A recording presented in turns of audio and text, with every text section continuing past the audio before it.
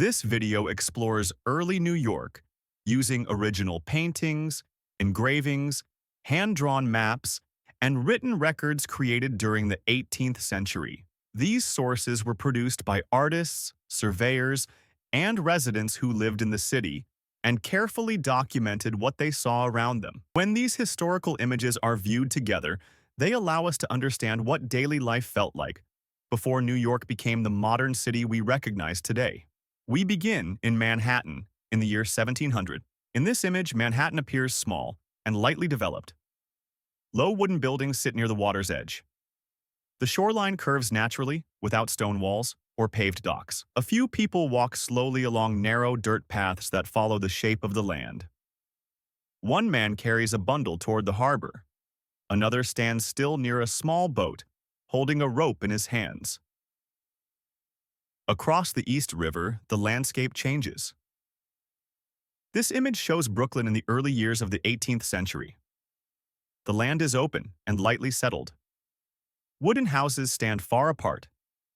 Fields stretch outward, broken by fences, small barns, and simple dirt roads. People work outside throughout the day.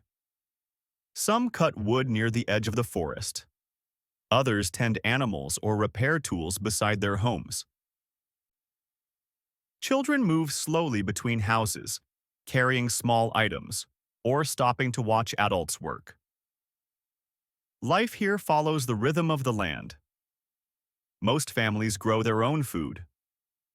They rely on nearby towns for trade and on the river for limited contact with Manhattan. As winter arrives, the pace of life slows further. Snow covers the ground. Paths become harder to follow. Smoke rises steadily from low chimneys. People wrap themselves in heavy clothing before stepping outside.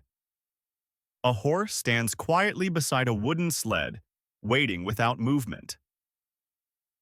Work during winter focuses on survival.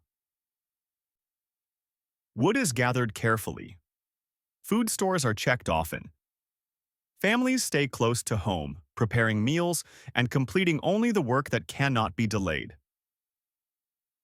By the 1730s, Manhattan begins to feel different.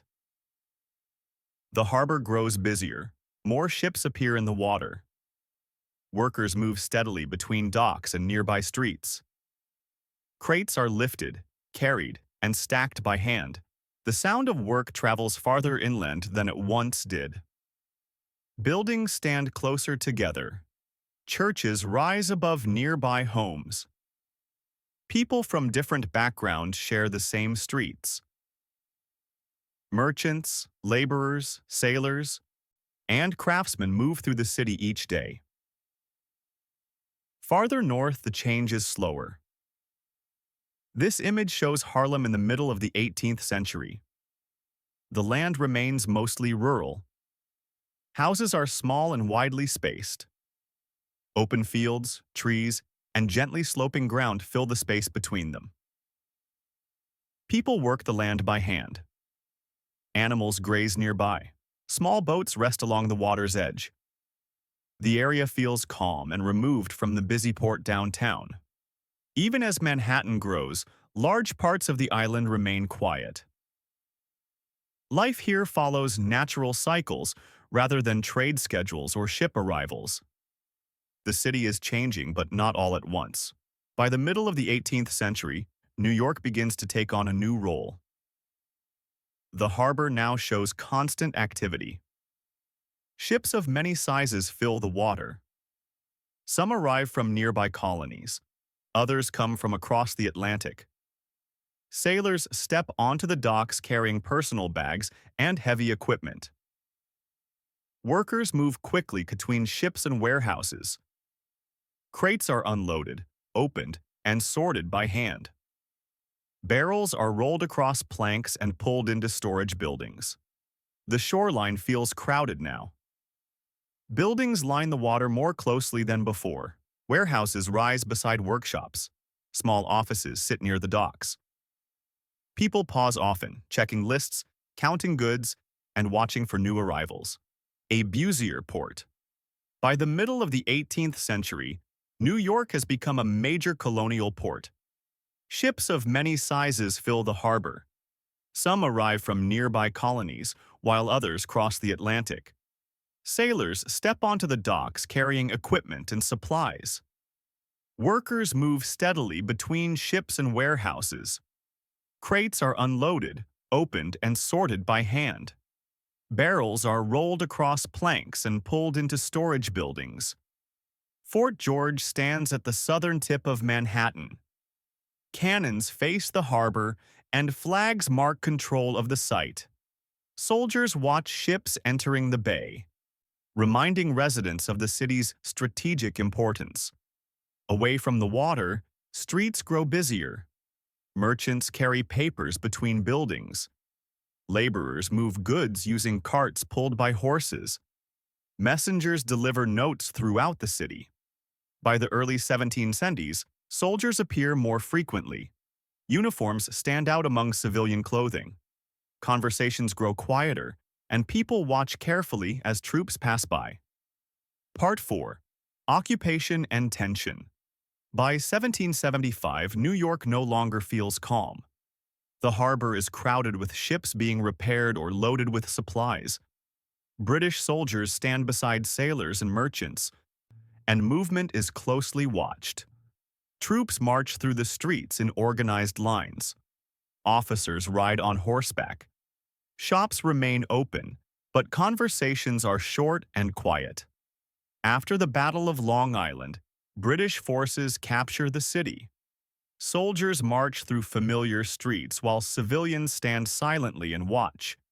Flags mark new control. New York becomes a military center.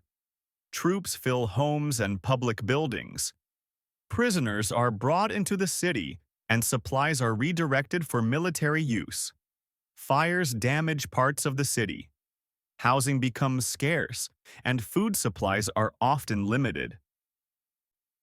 People continue daily routines under constant pressure. Part 5. After the war. As the war comes to an end, the city grows quieter.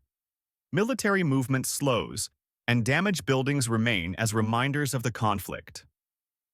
In 1783, British forces leave New York. Ships depart from the harbor, uniforms disappear from the streets, and civilians step forward to watch control change hands. The city has been shaped by years of occupation. Some neighborhoods are smaller, while others feel crowded and worn. Yet daily life continues. Shops reopen, work resumes along the docks, and boats once again carry goods instead of troops. The harbor begins to feel like a place of trade rather than conflict. These images show a version of New York rarely imagined. A place shaped by ordinary people who worked, waited, adapted, and endured. By the end of the 18th century, New York stands ready for a new role, shaped gradually by movement, work, conflict, and community.